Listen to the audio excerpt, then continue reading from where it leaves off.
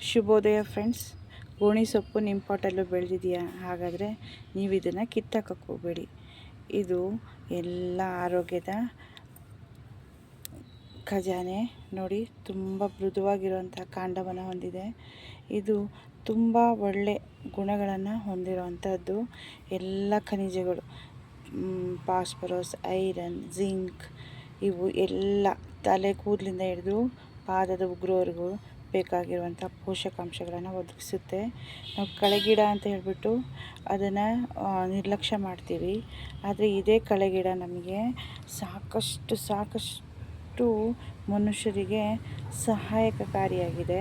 ಇದು ಹೇಗೆ ನಮ್ಗೆ ಸಹಾಯ ಮಾಡುತ್ತೆ ಅಂದರೆ, ನಾವು ಇದನ್ನು ದಿನನಿತ್ಯ ಬಳಕೆಯಲ್ಲಿ, ಅಡುಗೆಯಲ್ಲಿ ನಾವು ಊಟದ ಮುಖಾಂತರ ಮಾಡಿದ್ರೆ ನಮ್ಮ ದೇಹದಲ್ಲಿ ಆಗುವಂಥ ವ್ಯತ್ಯಾಸ ಕಾಲಕ್ರಮೇಣ ಬೇಸಿಗೆಯಲ್ಲಾಗೋದು, ಚಳಿಯಲ್ಲಾಗೋದು, ಮಳೆಗಾಲದಲ್ಲಾಗುವಂತಹ ವ್ಯತ್ಯಾಸಗಳನ್ನು ನಾವು ಈ ರೀತಿಯ ಆಹಾರಗಳನ್ನು ಮಾಡ್ಕೊಂಡು ತಿನ್ನೋದ್ರಿಂದ ನಮಗೆ ಪ್ರಯೋಜನಗಳು ಆಗುತ್ತೆ. ಹೇಗಪ್ಪ ಆಗುತ್ತೆ ಅಂದರೆ, ಇದು ಯಥೇಚ್ಛವಾಗಿ ಮಳೆಗಾಲದಲ್ಲಿ ಬೆಳ್ಕೊಳುತ್ತೆ. ಎಲ್ಲಿ ನೀರಿನ ಜೋಗಿರುತ್ತೋ ಅಲ್ಲಿ ಬೆಳ್ಕೊಳುತ್ತೆ.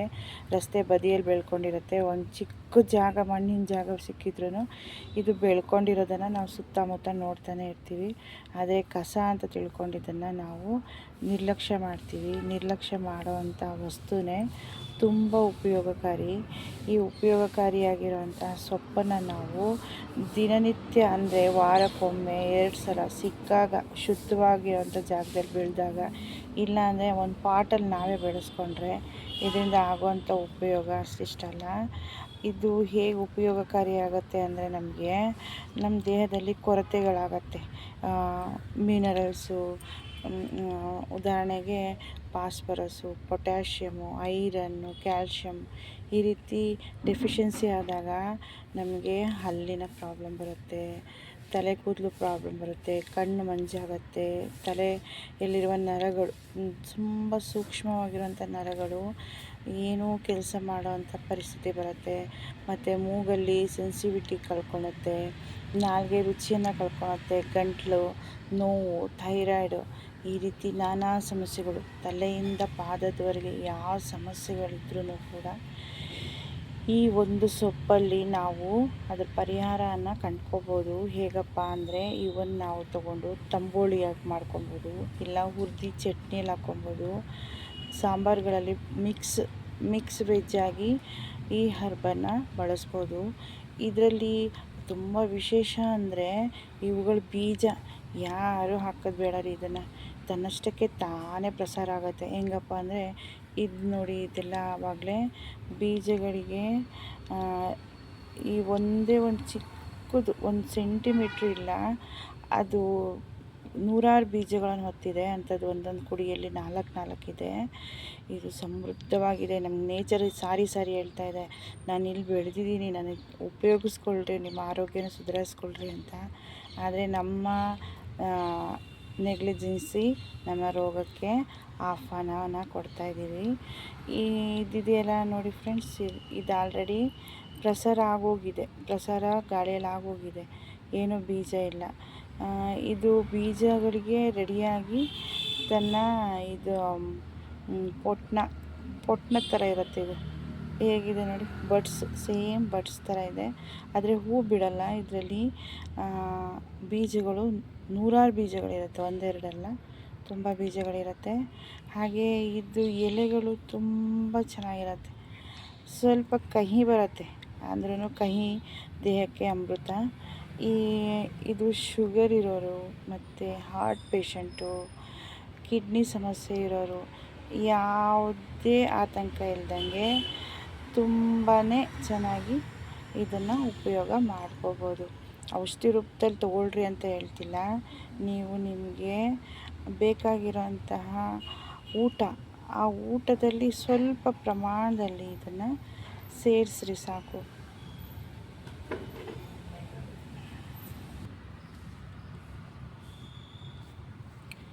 ಅದು ಅಲ್ಲದೆ ಫ್ರೆಂಡ್ಸ್, ಇದರಲ್ಲಿ ಲೋಳೆ ಅಂಶ ಇದೆ. BP, ಶುಗರನ್ನು ಕಂಟ್ರೋಲ್ ಮಾಡುತ್ತೆ. ಇನ್ನೊಂದು ಇದ್ರ ವಿಶೇಷ ಕೆಲಸ ಅಂದರೆ, ಬಾಡಿಯನ್ನು ಡಿಟಾಕ್ಸಿಫಿಕೇಷನ್ ಮಾಡುತ್ತೆ. ನಾವು ನೀರಿನ ಮುಖಾಂತರ, ಗಾಳಿ ಮುಖಾಂತರ ಆಹಾರದ ಮುಖಾಂತರ ತೊಗೊಂಡಿರುವಂಥ ವಿಷಾಂಶಗಳನ್ನು ಇದು ಕರಳಿನಿಂದ ಶುದ್ಧ ಮಾಡುತ್ತೆ, ಕರಳನ್ನು ಕಾಪಾಡುವಂಥ ಕೆಲಸ ಮಾಡುತ್ತೆ. ಅದ್ರ ಜೊತೆಗೆ A B C E vitamin ಇದರಲ್ಲಿ ತುಂಬ ಪ್ರಮಾಣದಲ್ಲಿ ಇರೋದ್ರಿಂದ ನಮ್ಮ ಬ್ರೈನ್ ಆ್ಯಕ್ಟಿವ್ ಆಗಿರುತ್ತೆ. ಮರುವಿನ ಕಾಯಿಲೆ ಕಾಡ್ತಾ ಇರುವಂಥ ಆ ಸಮಸ್ಯೆಗೆ ಈ ಗೋಣಿ ಸೊಪ್ಪು ತುಂಬಾ ಅದಕ್ಕೆ ಉಪಯುಕ್ತವಾದಂಥ ಸೊಪ್ಪಾಗಿದೆ. ಮೆಮೊರಿ ಪವರ್ನ ಹೆಚ್ಚಿಸುತ್ತೆ. ಬ್ಲಡ್ ಪ್ರೆಷರಲ್ಲಿ 2 ವಿಧ ಇದೆ ಅಲ್ವಾ, ಒಂದು ಲೋ ಬ್ಲಡ್ ಪ್ರೆಷರ್, ಒಂದು ಹೈ ಬ್ಲಡ್ ಪ್ರೆಷರ್. ಇದನ್ನು ನಿಯಂತ್ರಣದಲ್ಲಿ ಇಟ್ಕೊಳುತ್ತೆ. ಆಮೇಲೆ ಇದನ್ನು ಹೃದಯದ ಆರೋಗ್ಯಕ್ಕೆ ತುಂಬಾ ಒಳ್ಳೆಯದು. ಇದರಲ್ಲಿ ಪೊಟ್ಯಾಷಿಯಂ ಪ್ರಮಾಣ ಹೆಚ್ಚಾಗಿರೋದ್ರಿಂದ ಹೃದಯ ಪಂಪ್ ಮಾಡೋಕ್ಕೆ ಇದು ತುಂಬಾ ಒಂದು ಫ್ರೆಂಡ್ಲಿಯಾಗಿ ವರ್ಕ್ ಮಾಡುತ್ತೆ. ಹೃದಯಕ್ಕೆ ಆರೋಗ್ಯ ಕವಚವನ್ನು ಒದಗಿಸುತ್ತೆ. ಅದ್ರ ಜೊತೆಗೆ ಹೃದಯದಲ್ಲಿ ಶುದ್ಧ ರಕ್ತ ಹೋಗುವ ಹಾಗೆ ದೇಹದ ರಕ್ತವನ್ನು ಶುದ್ಧೀಕರಣ ಮಾಡಿ ಅದನ್ನು ಯಾವ ರೀತಿ ಮೇಂಟೈನ್ ಮಾಡಬೇಕು ಆ ಔಷಧಿ ಗುಣಗಳು ಮೇಂಟೈನ್ ಮಾಡ್ತಾ ಹೋಗುತ್ತೆ. ಅದ್ರ ಜೊತೆಗೆ ಇದರಲ್ಲಿ ಸ್ಕಿನ್ ಅಲರ್ಜಿ ಇದ್ದವ್ರಿಗೂ ಕೂಡ ಇದು ತುಂಬಾ ಉಪಯುಕ್ತ. ಮತ್ತು ಇಂಟರ್ನಲ್ ಇನ್ಫ್ಲಮೇಷನ್ ಏನಾದರೂ ಇದ್ದರೆ, ಉರಿಯೂತ ಆ ಥರ ಏನಾದರೂ ಇದ್ದರೆ ನರಗಳನ್ನು ಇದರಲ್ಲಿರುವಂಥ ಔಷಧಿ ಗುಣಗಳು ಆ ಉರಿಯೂತವನ್ನು ಶಮನ ಮಾಡುತ್ತೆ. ಜೊತೆಗೆ ಇದನ್ನು ನಾವು ಹಲ್ಲು ನೋವು ಇದ್ದಾಗಲೂ ಬಳಸ್ಬೋದು. 1-2 ಎಲೆಗಳನ್ನು ಜಗಿಯೋದ್ರಿಂದ ಬೊಸುಡಿನಲ್ಲಾಗಿರುವಂತಹ ಕೆಲವೊಂದು ಇನ್ಫ್ಲಮೇಷನ್ ಕಮ್ಮಿ ಆಗುತ್ತೆ. ಇದು ತುಂಬಾ ಅಂದರೆ ತುಂಬಾ ಇದರದ್ದು ಉಪಯೋಗ ಇದೆ. ತೋಟಗಳಲ್ಲೆಲ್ಲ ಬೆಳೆಯುತ್ತೆ. ಇವುಗಳನ್ನು ಗೊತ್ತಿದ್ದವ್ರಿಗೆ ಮಾತ್ರ ಗೊತ್ತಿಲ್ಲದವರು ಇದನ್ನು ನೆಗ್ಲೆಕ್ಟ್ ಮಾಡ್ತಾರೆ. ನೋಡಿ ಫ್ರೆಂಡ್ಸ್, ಇಷ್ಟೇ ಇಲ್ಲಿ ಕಾಣ್ತಿದೆಯಲ್ಲ, ಇಷ್ಟೇ ಬೀಜದಲ್ಲಿ 100 ಬೀಜಗಳಿದೆ. ಈ ಬೀಜ ತುಂಬಾ ಬೇಗ ಗಾಳಿಯಲ್ಲಿ ಹಾರುವಂತಹ ಗುಣ ಇದಕ್ಕಿದೆ. ಹಾಗಾಗಿ ಇದು ಮನೆಯ ಪಾಟ್ನಲ್ಲಿ ಈಸಿಯಾಗಿ ಬೆಳ್ಕೊಳುತ್ತೆ. ರಸ್ತೆಯಲ್ಲಿ ಬೆಳ್ಕೊಂಡಿರುತ್ತೆ. ನೀವೇನೂ ಖರ್ಚು ಮಾಡಬೇಕಾಗಿಲ್ಲ. ನಮ್ಮ ದೇಹಕ್ಕೆ ಬೇಕಾಗಿರೋ ಒಮೆಗಾ 3 ಯಥೇಚ್ಛ ಪ್ರಮಾಣದಲ್ಲಿ ಇದು ಕೊಡುತ್ತೆ. ನಾವು ಒಮೆಗಾ 3ಗೋಸ್ಕರ ಎಷ್ಟು ಹೊಡೆದಾಡ್ತೀವಿ, ಏನೇನೋ ಪ್ರಯೋಗಗಳನ್ನು ಮಾಡ್ಕೊತೀವಿ. ಒಮೆಗಾ 3 ಅದರಲ್ಲಿದೆ ಇದರಲ್ಲಿದೆ ಅಂತ. ಎಲ್ಲ ಇರೋದು ನಿಜ ಆದ್ರೂ ಇದರಲ್ಲೇ ಸಾಕಷ್ಟು ಪ್ರಮಾಣದಲ್ಲಿದೆ ಗೋಣಿ ಸೊಪ್ಪಲ್ಲಿ ಒಮೆಗಾ 3. ಇದನ್ನು ನಾವು ಉಚಿತವಾಗಿ ಸಿಗುತ್ತಲ್ವ, ಹಾಗಾಗಿ ನೆಗ್ಲೆಕ್ಟ್ ಮಾಡ್ತೀವಿ. ದುಡ್ಡು ಕೊಟ್ಟು ತೊಗೊಂಬಂದು ಅದನ್ನು ತುಂಬ ಮುತುವರ್ಜಿಯಿಂದ ಬಳಸ್ತೀವಿ. ಇದು ಪ್ರಕೃತಿ ನಮಗೆ ದುಡ್ಡು ಕೊಡ್ದಲೇ ಕೊಟ್ಟಿರೋಂತಹ ಕೊಡುಗೆ. ಇದನ್ನು ನಾವು ನೆಗ್ಲೆಕ್ಟ್ ಮಾಡ್ತೀವಿ.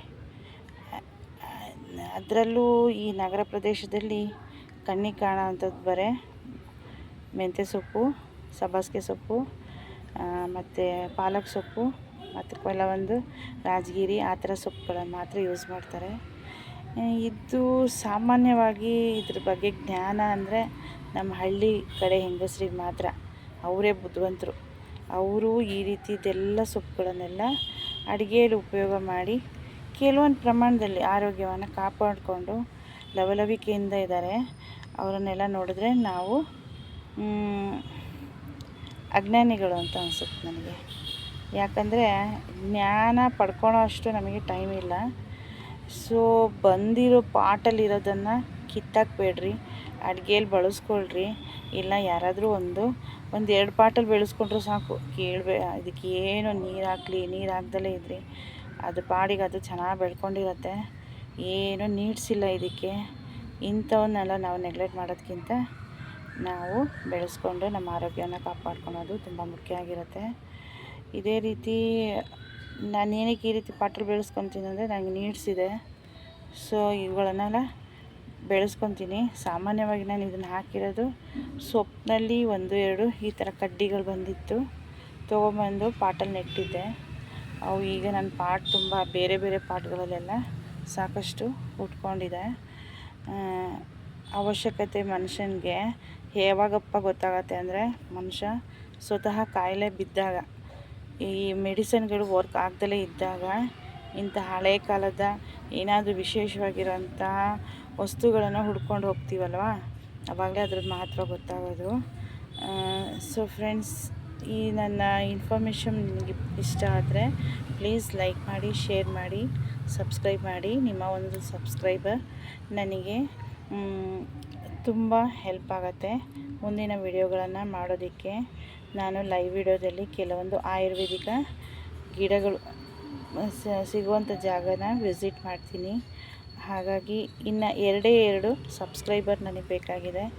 ದಯವಿಟ್ಟು ಯಾರಾದರೂ ನನ್ನ ವಿಡಿಯೋ ನೋಡಿದವರು ದಯವಿಟ್ಟು ಸಬ್ಸ್ಕ್ರೈಬ್ ಮಾಡಿ.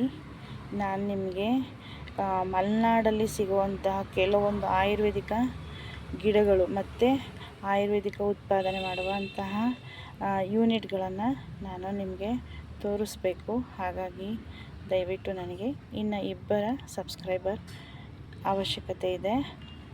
ಓಕೆ ಫ್ರೆಂಡ್ಸ್, ಬೆಳಗಿನ ಈ ಶುಭೋದಯ ನಿಮಗೆಲ್ಲರಿಗೂ ಒಳ್ಳೆಯದನ್ನು ಮಾಡಲಿ. ಈ ದಿನ ನಿಮ್ಮ ದಿನ ಒಳ್ಳೆಯದಾಗಲಿ. Thank you friends. ಆಯುರ್ವೇದಿಕಕ್ಕೆ ಹೆಚ್ಚಿನ ಮಹತ್ವ ಕೊಡೋಣ. ಡೈರೆಕ್ಟ್ ಆಗಲಿಲ್ಲ ಅಂದರೂ ಊಟದಲ್ಲಿ ನಾವು ಆಯುರ್ವೇದಿಕವನ್ನು ಬಳಸೋಣ. ಪಾಟಲ್ಲಿ ಬೆಳೆಸ್ಕೊಳ್ಳಿ. ನಗರ ಪ್ರದೇಶದಲ್ಲಿ ಹುಡ್ಕೊಂಡು ಹೋಗೋದು ಕಷ್ಟ. ಪಾಟಲ್ಲಿ ಬೆಳೆಸ್ಕೊಳ್ರಿ, ನಿಮ್ಮ ಆರೋಗ್ಯವನ್ನು ಕಾಪಾಡ್ಕೊಳ್ಳಿ ಅಂತ ಹೇಳ್ತಾ ಈ ವಿಡಿಯೋನ ಮುಗಿಸ್ತೀನಿ. Thank you friends.